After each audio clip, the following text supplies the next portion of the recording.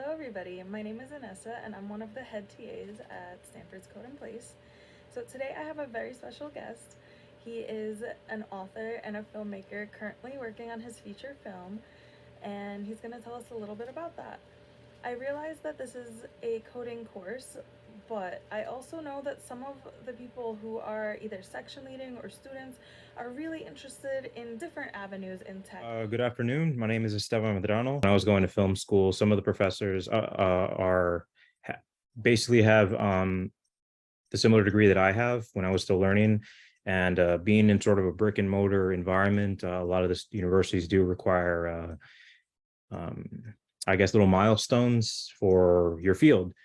For example, if you're teaching film, they want to know that you're still somewhat engaged in the industry. For example, a lot of my instructors when I was going to school were in documentary, and so they, um, whether it was to keep up with what was required, they did filmmaking on their own. But I really don't think that that was a simply trying to make the check mark so they can stay on track to tenure or whatever. I think it's just because they're naturally filmmakers and they enjoy both sides of teaching and filmmaking. And I'm very much in that boat too. I teach like uh, for what I teach. Look, it's remote. It's not a tenure track course. I don't have to do industry related things. I could just teach my course, kind of just keep up with the material. The history of film is not changing too much. I mean, some recent stuff, but me teaching noir, um, I'm not required to also be in the industry making films. I can just teach my course and move on. But I choose to because I got my degree in the production side of it, even though I am certified to teach, and that's just something that doesn't go away. Um, for example, my thesis film, when I was, I guess, for my thesis for to get my MFA, um, I, as most students do, I went above and beyond the assignments. I made the film was longer than it was required to be. My thesis pages were longer than they needed to be. I was shooting extra scenes because I had extra time, even though I could have easily just wrapped up production. And I was like, okay, I meet all the requirements, I can move on. But if you're passionate about the industry itself, I mean, I still keep up. I still make short films. I'm actually working on a independent film right now. And I just part of it is to just because I like doing it. Part of it is just keeping up with the craft because it's something that's always changing. And I feel that would probably be the same with coding. I mean, I'm sure at some base level, um, because coding when it comes down just to the I guess the ones and the zeros, the base stuff is not going to be too much of a change. I mean, I've already guessed again that's not my field, but a lot of them choose to go beyond the simply instructing the students because they're passionate about it. I think that's important. As if you're teaching something, you want to still be doing it in some ways outside of the classroom. So if you're like a history professor or whatever, like my father is a history professor, he chooses to engage in history textbooks. He wants to write. He wants to be a part of it, and he's retired now, but he was very busy while teaching the course. Um, and to me, I feel like that's just in any field you're in. To be, I guess, the best instructor you can be is to be involved outside of what's required of you as the instructor to your students. You're having your own personal projects. And I think that also sort of shed some light on what some of the students that are going through that want to get to your status or learn what you want to learn. Just that, you know, um, that mentality of, like my just some of the side projects I work on and stuff. As I mentioned, some of them don't make any money. Some of them are just because I'm always been passionate about film, and that's just how it is. And that's probably what I feel for most instructors that are involved, like outside, whether they're required to, not just meeting the check marks to get to tenure or to to have something to I guess hang their hat on. It's just something out of the passion of the course. So, but other than that, yeah, uh, I do love writing. I love telling stories, and that's really kind of the base of it for filmmaking, whether it's documentary or whatever. There's like some level of telling stories. And as much as I like teaching my course, um, it's basically the same course. I mean, as like I said, it's film history, it's noir. That stuff is going to be there, but you still be engaged in the industry, even at a small level. I think is important. to just keep that perspective and I guess to keep the fire going for what you're teaching your students.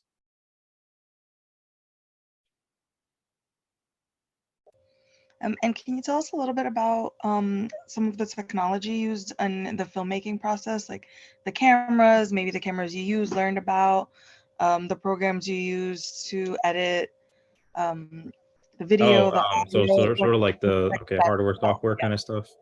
Yes. Well, I use Premiere to edit. I was a die-hard Final Cut user.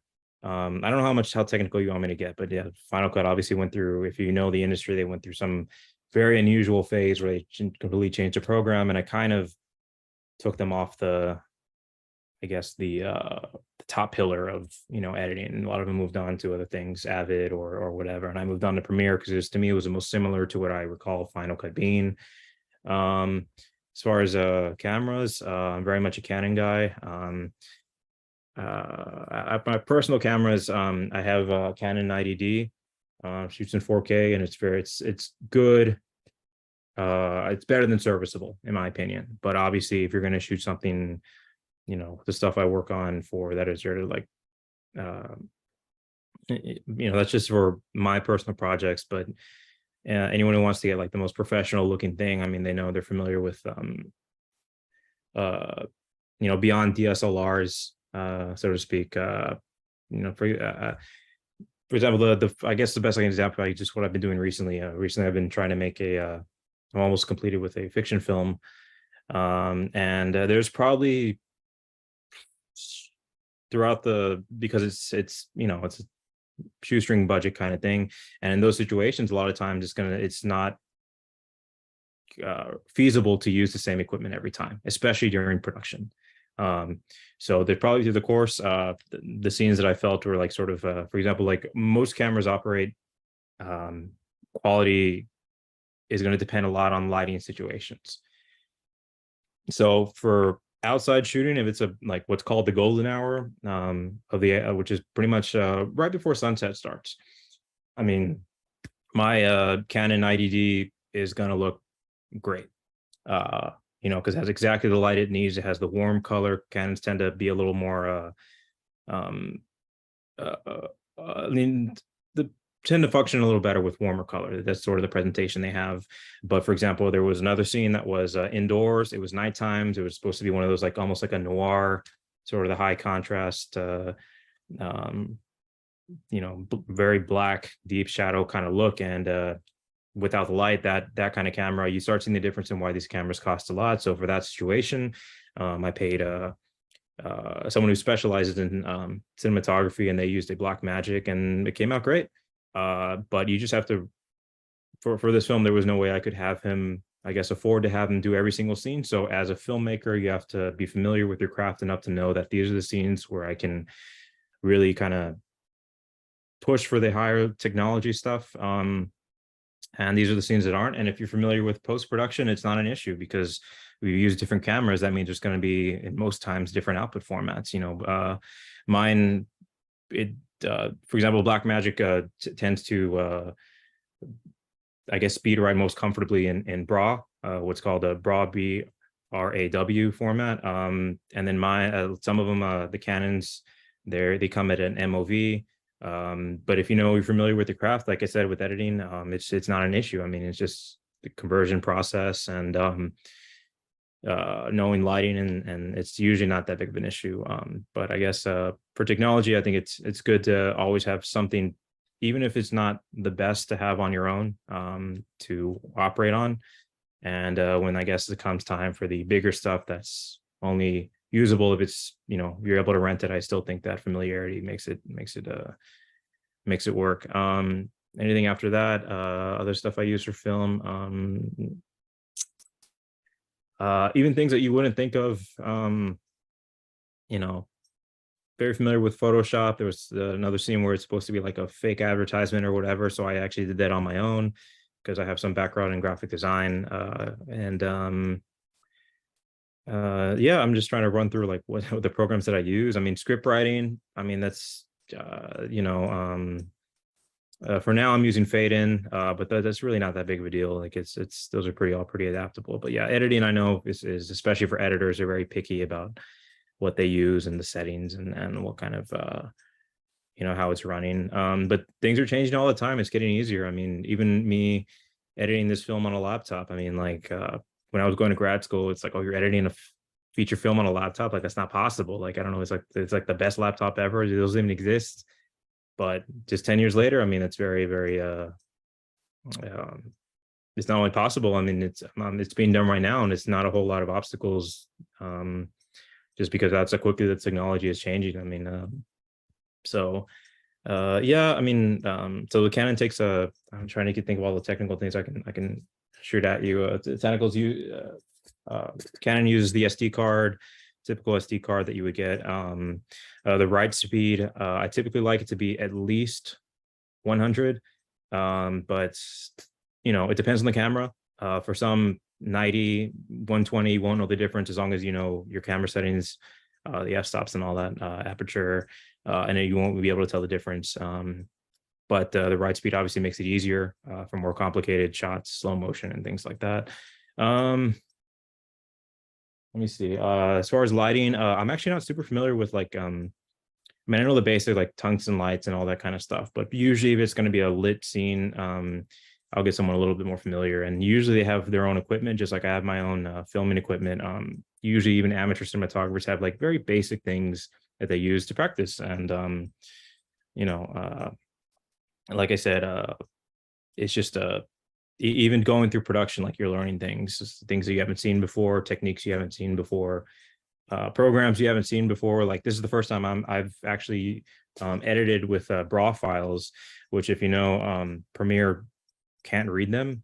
So, but it's a perfect for the Blackmagic, which shoots in 6K, because you can compress it to the level you can just film continuously, and then when it's exported, you have to get a BRAW converter to have that footage visible at all. And that was something I had to learn because I never used BRAW files before, but that's becoming the standard for for 6K, things like that. So yeah, I don't know. I'm not really sure what else. I don't know. Just a specific phase of production or post production. I can talk about the kind of like hardware software I use, but I'm just kind of, I guess, spitballing what I'm thinking back on production and some things that I learn. And then every time you make a film, there's going to be something new you learn, even about the technology and things like that. It's not all the same. And even if you think even if you do know it all, it's always changing. Like the example with the laptop I gave. I mean, that was just ingrained in our minds that, I mean, just there's no way you can make film on a laptop. To edit anyway, it's just too much rendering. It's too likely that the computer will crash or freeze and things like that. And what I learned in grad school, what I got my education for, that's already out the window, so film is always changing. Very informative, very cool. I didn't know much about film. I actually did digital arts, but mostly focused on the photography side of things. Took a little bit of courses that involved video, like green screen and stuff like that, but nothing so deep. So this has been very interesting, and Yeah, well, I like you hope mentioned others. photography, I mean, even though, for example, a lot of people use for not amateur, I mean, it's above amateur photography, but Mhm. most people go with they don't usually go with Canon. Canon is for filming, even though it has the capabilities. So usually they would go with something like oh my gosh, it's eluding my mind right now. That other really popular brand. Nikon. Huh? Nikon, yes, Nikon. Nikon. Right. I don't know why that slipped my mind. But yeah, so already that's already a whole new hardware that you have to get used to, even though Nikon can film as well. But generally the rule is like if you're gonna do photography, get a Nikon. If you're gonna do film, I mean to a level of like DSLR, I mean, yeah, get a Canon. And I'm sure there's in film, a lot of it has to do with lighting and what kind of motion you want to see. And typically in photography, it's the crispness is such a factor. You know what I mean? You don't want really any kind of like blur unless it's intentionally there. But in film, sometimes that makes the scene, more of what you need it to be. Like anytime there's like I guess an action scene or a fight scene, like usually it's like clipped quicker with blurs and stuff, and it sort of adds to the engagement of like the speed of it all happening. But I'm sure, in photography, that's not an issue. I mean, it's not there's people say so much about 4K, 6K. In all reality, like if you show a high quality, good lighting in full HD, oh maybe not, but maybe at least 2K. At 2K, the general audience won't care that much if they like the story. If they like the film, if it's 2K or if it's 8K, it won't make much of a difference to them. But in photography, it does. I mean, pixels in a photography or something, that's because the single frame is like the entire art piece. You know what I mean? Like when you pause movies, I mean, they're always so blurred. Like it looks, there's so much of a blur that goes on because it's a rapid succession of motion. So I'm sure the settings would be wildly different if I was like filming an outside shot as opposed to someone trying to take a photograph of an outside shot. I mean, of course, the basics are there, foreground, background, that kind of stuff. But or even like some of the post production, I guess, in photography, I'm sure Photoshop's very much used. Obviously, it's not really much of an option for film. If you know, if I'm filming something and something is not supposed to be there, that's just my fault. There's not really much I can do. I mean, there's some tricks you can do, but in photography, you just get that one frame that's perfect. That's really all you need. But so yeah, even though those are similar fields, like it's still vastly, to me, very different. I'd be very much like, if I were to take a course in that, how you're mentioning, like students, like, oh, you have a background in film. It's like, yeah, it's film and photography and concept. Yeah, they're very similar. I mean, obviously film was, they were called, originally they were called just picture. I mean, it was called pictures. They were, but as the technology has widened between what photography uh, needs to be and what film needs to be, I feel just the comparison becomes more and more separate, in my opinion. Thank you so much for joining us. Okay, all right. Well, thank you for having me. Good talking to you. And yeah, have a good week.